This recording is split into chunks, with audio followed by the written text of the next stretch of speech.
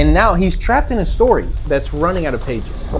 When Lewis Hamilton signed with Ferrari, it felt like destiny. The most iconic driver of the modern era and the most iconic car in F1 history. The red suit, the Tifosi, the legend chasing title number 8. It was supposed to be perfect, but now we're watching that dream fall apart. And no one but Ferrari, not even Hamilton, not even the fans, knows what comes next. So let's talk about it. Because what's happening right now with Lewis Hamilton might be the most painful chapter of his whole career. But first we have to figure out, why did Lewis Hamilton walk away from Mercedes? For over a decade, Lewis and Mercedes were inseparable. 7 world titles together, record-breaking dominance. I think that if you asked anyone just 2 years ago how this story would end, the answer was very simple: Hamilton is going to retire in silver. But in early 2024, something changed. The truth is that Mercedes wasn't winning. The car had plateaued. Meanwhile, Ferrari looked like it had finally figured things out. Leclerc was maturing, development was steady, and for Hamilton, the idea of bringing Ferrari, the Tifosi, back to its glory days, it seemed very tempting.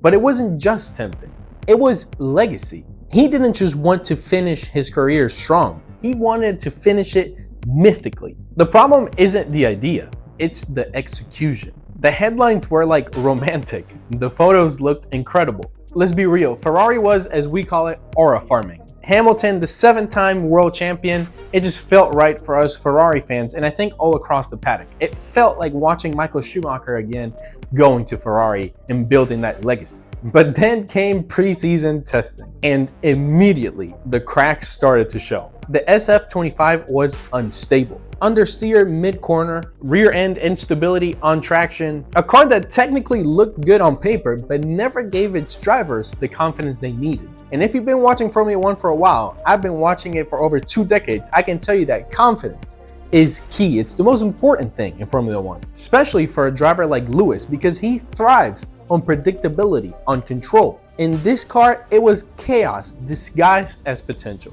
And you could tell that Hamilton knew it from day one. Being teammates isn't the same as being equals. Now, don't get me wrong, Charles Leclerc is crazy fast. He's proven that over and over. But he's also Ferrari's golden child. He speaks the language, he's grown up inside the system. He's not just driving the car, he represents the whole team. And when Hamilton walked in, the dynamic was already set. Ferrari didn't make Lewis the center of the project. They gave him a seat and said, all right, now figure it out. Strategy calls, until very recently, almost always favoring Charles. Pit timing, questionable. Setup direction, Leclerc's comfort, not Lewis. And in a sport where details define races, that imbalance becomes a mountain fast. What happens when the strongest mind on the paddock starts to bend? Lewis Hamilton has built a career on resilience. He's been booed, doubted, and robbed. And still, every single time, he bounced back. And trust me, I'm not a Hamilton glazer. I'm telling you the truth of how I feel about him. But this season feels different. His body language after races, the tone of his voice during interviews or during team radios, there's frustration and there's also distance. It feels like he's already halfway checked out. In Miami, after finishing P9, he didn't even stop for media, just walked away straight through the garage. And maybe for us, that's the hardest part to watch. Because when Lewis stops believing, that's not just bad for him or Ferrari, that's bad for the whole sport of Formula 1. This isn't the first time Ferrari failed a legend. We've seen this before. Fernando Alonso, one of the greatest drivers of all time, joined Ferrari with just the same dream. He came close in 2010 and 2012, but at the end of the day, got nothing out of it.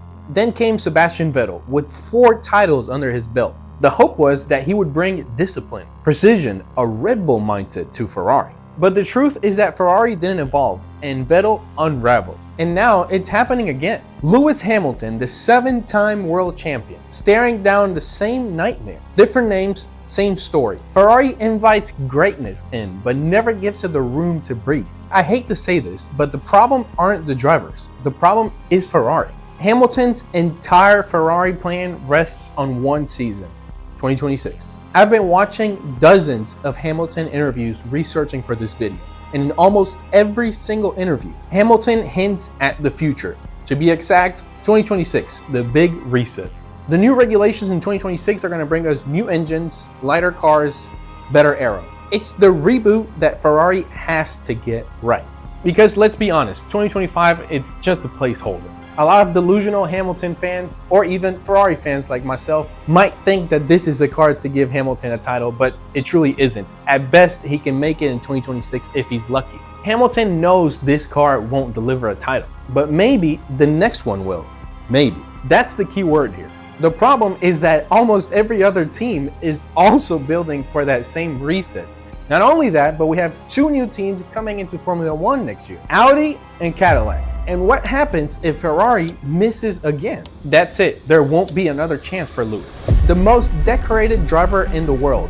In the wrong uniform, this is where it gets more personal. I don't think that Hamilton ever really fit at Ferrari, at least not in the way he needed to. Ferrari is tradition, legacy, image. Hamilton is evolution, movement, disruption. He's outspoken, political. He wears high fashion streetwear. He speaks on inequality and builds schools. Ferrari, they're polished. They're old school prestige, private. Lewis walked into a place that looked historic, but wasn't the right fit for someone trying to change history. And now, as early as it is in the season, the clash is already showing. On the track, in the paddock, on team radio, everywhere. Everyone's watching, but no one agrees on what they're seeing. Go online, ask fans, scroll through Reddit, you'll see it. I call it the divide. A lot of people are saying that Hamilton made his bed, that he chased a fairy tale and got burned. Others say Ferrari once again is choking under pressure. But this is what everyone seems to agree on. This isn't how we want to see Lewis Hamilton's career ending. We don't want to see him dragging a midfield car around Monaco, not finishing behind drivers with half his experience. You don't have to be a Hamilton fan to recognize that it's not just disappointing, it's heartbreaking to see a champion end up like this. Lewis Hamilton turned 40 years old this year. Let that sink in. 40. In a sport where most drivers don't even make it to 35. His reflexes are still there. His fitness is elite for a 40-year-old. The problem is that Formula One is unforgiving, and it doesn't slow down for anyone. Every year, a new prodigy shows up. In the past few years, Oscar Piastri, now Kimi Antonelli, in the future maybe Ollie Behrman. And every year that Hamilton doesn't win, the spotlight keeps shifting away from him. The narrative is not waiting for Lewis, it's moving on. And no matter how many titles he has, the story starts to feel like it's ending. Not with the bang like we would like to see, but with the quiet, slow fade out. This dream, it was never about points, it was about meaning. We all know that Hamilton didn't just go to Ferrari to win. He went there to matter, to add a final impossible chapter to this career already dripping in greatness. To prove that even in the twilight of his time, he could still shape the sport. But maybe watching it now, that's the tragedy. Because Ferrari doesn't look like it was ready to be reshaped. And Lewis, he walked into a team that wanted a champion, but not a revolution. And now he's trapped in a story that's running out of pages. The car simply isn't there, and time is running out. In the silence at the finish line, it's slowly getting louder and louder and louder. Not just for Lewis, for all of us. I'm not gonna lie to you, I wanted this to work. Not just because I like Lewis Hamilton or I'm a Ferrari fan, but because of the idea of Hamilton at Ferrari. It's just something we don't get anymore since the Schumacher times. A big risk, a legacy bet, the full circle kind of wrapping up together nicely.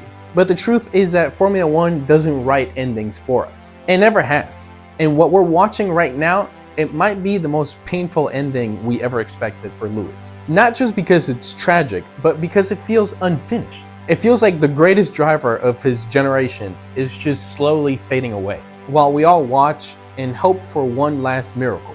As always, thank you so much for watching. You can click right here to watch another video I created just for you, and you can click right here to subscribe to my channel. My name is Mars, and I'll see you in the next video. Bye. That's for all the kids out there who dream the impossible. You can do it too, man. I believe in you guys. Thank you so much, everyone.